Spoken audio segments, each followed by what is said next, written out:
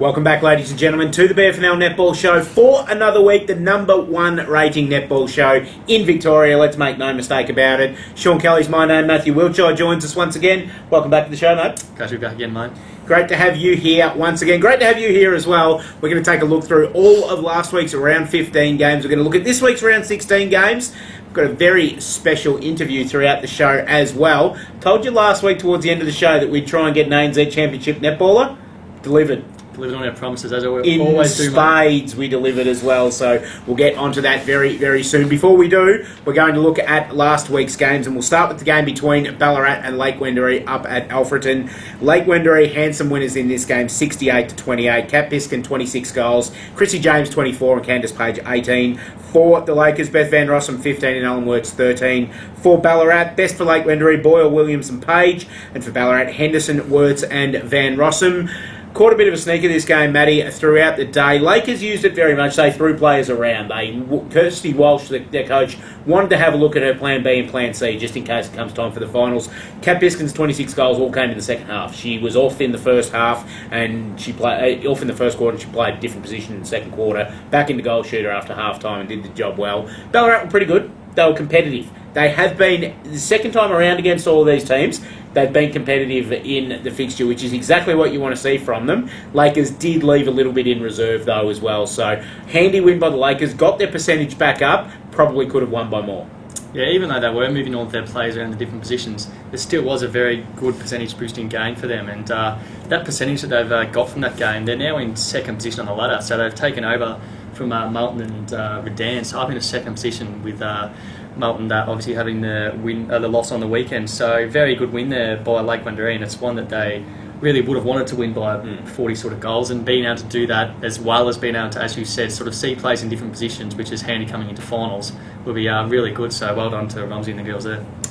Good article in this week's record. With Lakers moving up into second, we've actually had a look at the top six, and we've had a look at their best and worst case scenarios for the rest of the season, what we think will happen if everything goes well, and what we think will happen if the ground falls out as to where everyone will finish. So, as you're going into your game this weekend, take a look at the record. It's only $2. Best value publication going around, the BFL record. It's on page 5 of this week's record, that article, so check it out. Check where you think that your team can finish best and worst case scenarios this year, because it's an absolutely ripping read as well. Moving along to the game of the round, and probably the upset of the round as well, it's fair to say. We talked about East Point being giant tamers last week when they drew with Sunbury. This week they were giant killers, defeating Melton 53-48. Great performance by East Point. Lauren Dew, 25 goals. Cindy Daniel, 19. Their major goal scorers, with Lauren Atkinson, Emma Ryan and Claire Blanchfield, their better players. Mel McCauley, 45 of Melton's 48 goals once again. And in their better players, along with Jacqueline Verbeek and Liz Birch. East Point getting a very, very good win, but it seems like Melton are falling back into an old habit where Mel McCauley's shooting 45 of their 48 goals.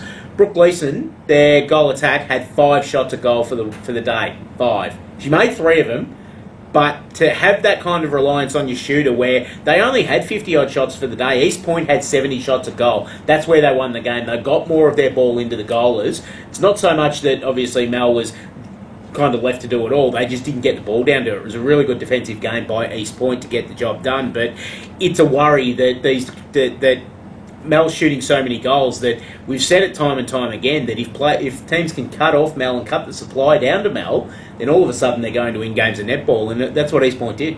Yeah, Mel, she it is sort of a bit of concern when you only rely on her, but then she's proven so many times, or Melton have proven so many times that just relying on her does still win them games and win games for them well. That's so right.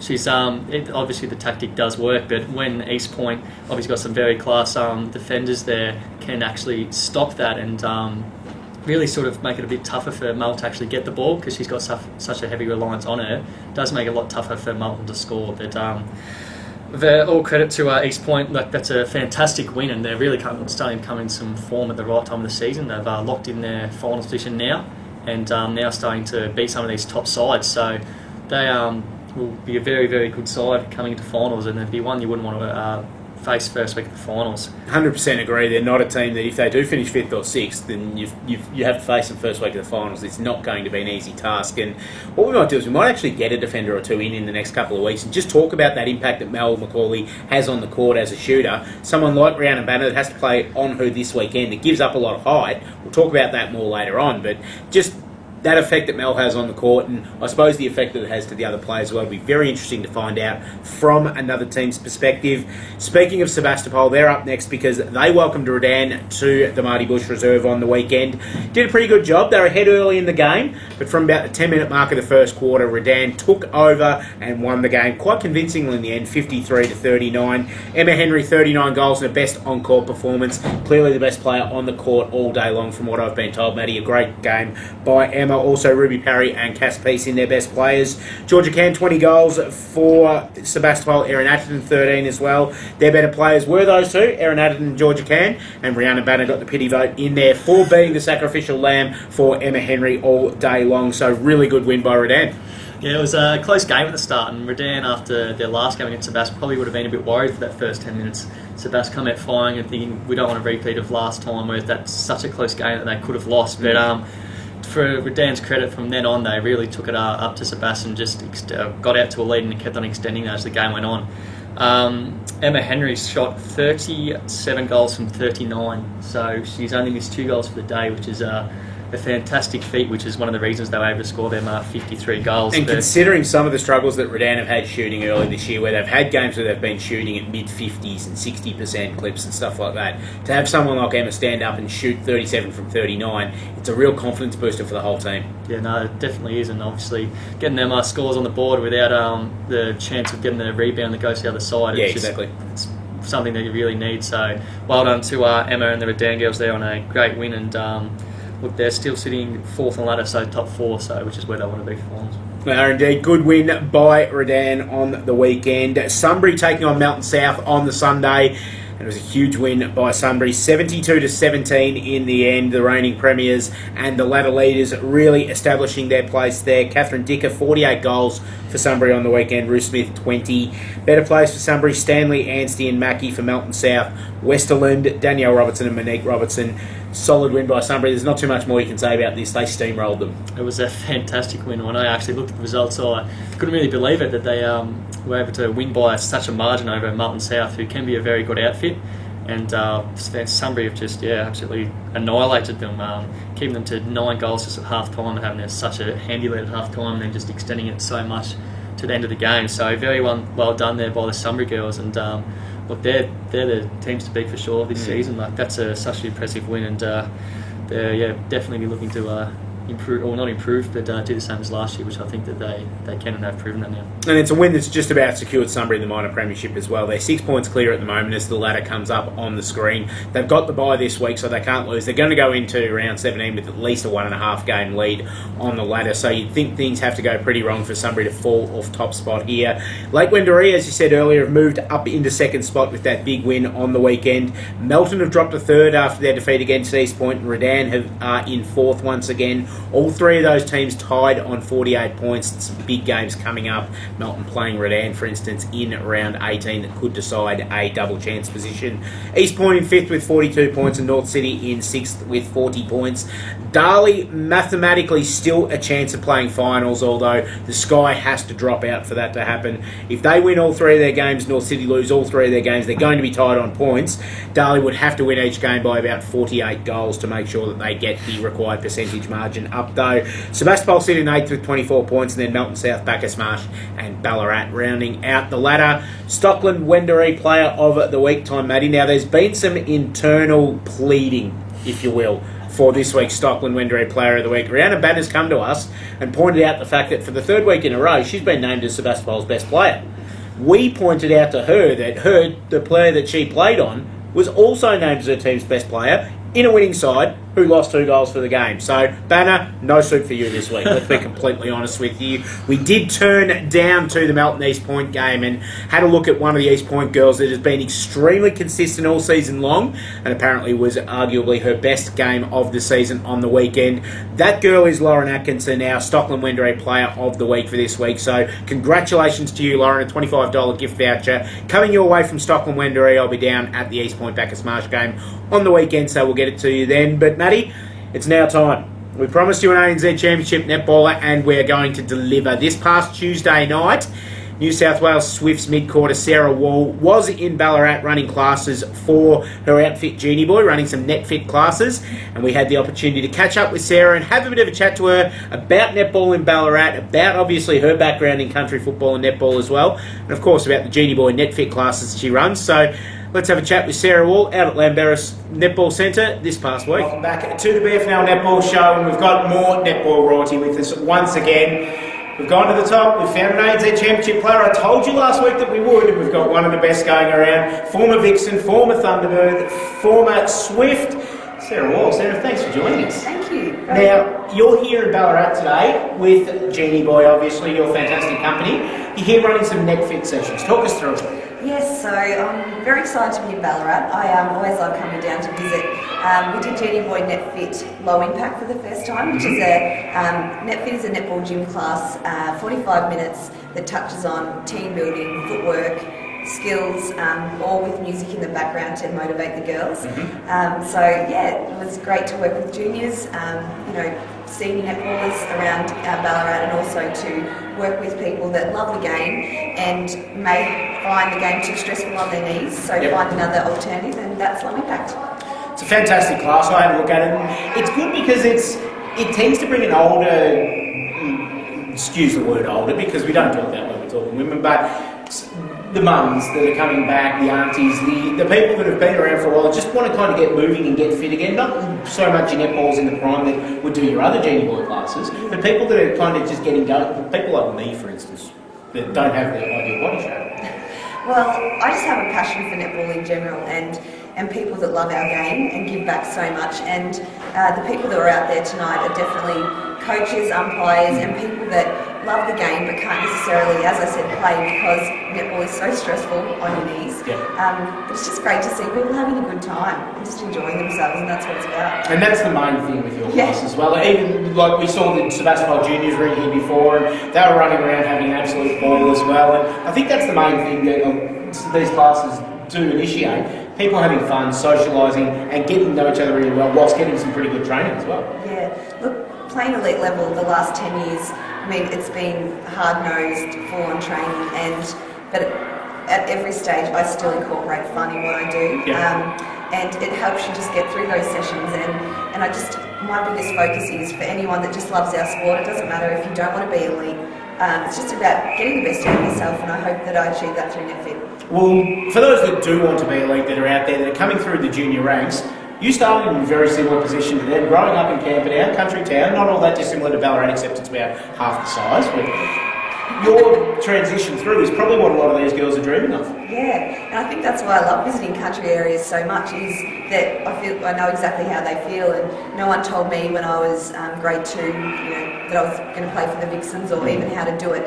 But the best bit of advice, and I think the secret that I had behind me, is that I just wanted to get the best out of myself and listen to my coaches and make sure that I had an opportunity to come by, I just grabbed it with both hands. And I was told often I wasn't good enough, and I always had my country region to support me and get me back out there, and I'm very lucky. It's obviously a very exciting time around with netball at the moment. Firstly, Commonwealth Games, fantastic job by Australia, and a lot of your ex-teammates, especially at the Swifts last year, did a very good job in leading Australia to the gold medal. Yeah, they're all amazing. Every one of them played a huge role, and I think that's why we won, because we had such great depth. Actually had a tear after the game. I'm not usually that much of an emotional person, but I was just so happy for the girls. The likes of Julie Coletto, that has missed a Com Games and played at that level for so long, to have her first goal and win.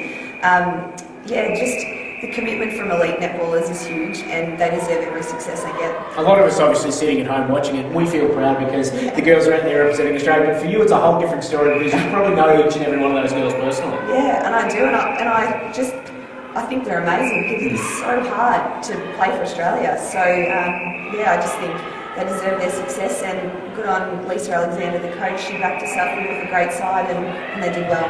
And as you know, netball in this very region as well, flourishing at the moment. News a couple of weeks ago with the Ballarat Sovereigns coming on board in the VNL competition next year, something that I know you've heard very much on the grapevine, and very exciting for netball in the Ballarat region. Yeah, it's exciting for Country Victoria to have a state league team based in regional areas. You can utilise the Warrnambool region with our great depth of players down there.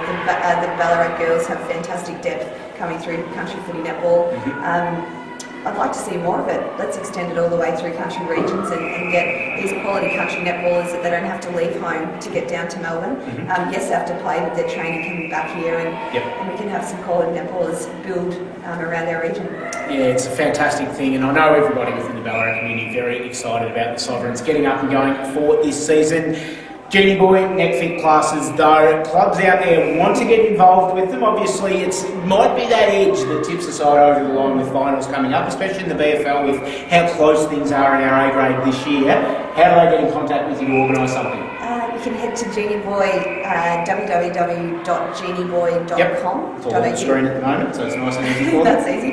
But I must say, we've had great support from the Ballarat region. We've been to so many clubs and even had bases, and everyone's come in. I can't thank the Ballarat netball community enough. I feel like it's a bit of a home base for me back here. So, just really excited. I have to just keep bringing out more classes and keep them up to date with all the different things I learn. Oh, well, I'm sure everyone in the Ballarat community will be jumping on board. That's Sarah. Thanks for joining us today. It's been an absolute pleasure having you here. Good luck going forward. Obviously not playing ANZ Championship netball next year. I hope I'm not letting the cat out of the bag too much there, but good luck going forward. Good luck with everything you're doing with Genie Boy and with your NetFit classes. They're fantastic to watch and to be a part of, and thank you for coming on the show. Thank you very much. Sarah Wall, one of the absolute champions of Australian netball, joining us today.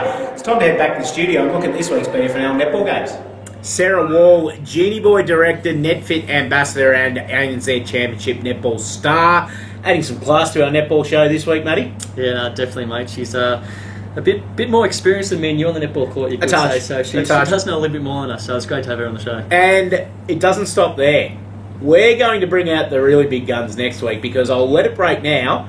We're going bigger than Sarah Wall for next week's game, if you can believe that. I've got a former Australia captain lined up for next week's show.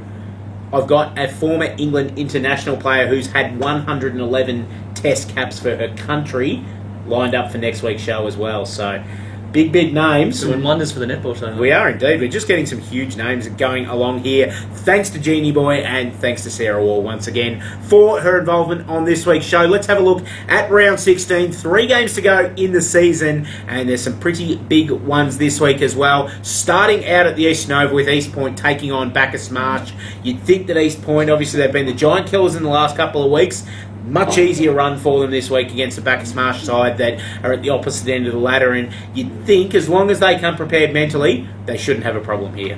Yeah, no, East Point, the informed team at the moment, and Bacchus Marsh still struggling a bit there down the bottom of the ladder, so East Point should have a comfortable win. Yeah, East Point for mine as well. Melton South taking on Lake Wendouree up at the Melton Rec Reserve. We know that Melton South, coming off a pretty embarrassing loss last week, will want to save face in front of their home crowd this weekend, but not an easy task against the Lakers side that are in form at the moment and want to keep winning by as much as they can, so they want to stay in that second spot and get that double chance come finals time. You know, exactly. Lakers will be wanting to obviously win every game for the rest of the season and keep that percentage up, so they'll want to not only beat Melton South, but hopefully do something similar to what Sunbury did last week, which is a big ask, but I think Lakers should win, but I'm not too sure if it would be by the 60 points from this Sunbury, but we'll see how they go. Cara Hart missing from the Lakers side last week, of course on the week that we go to present her with the SC Technology Group Player of the Month award. She wasn't there, but we got it to her during the week, so congratulations once again to Cara on winning that award.